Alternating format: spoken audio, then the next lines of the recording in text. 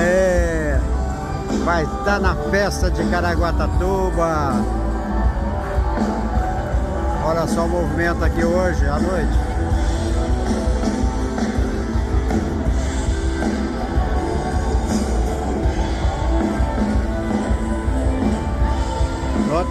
Lotado aqui. Esse é o parquinho.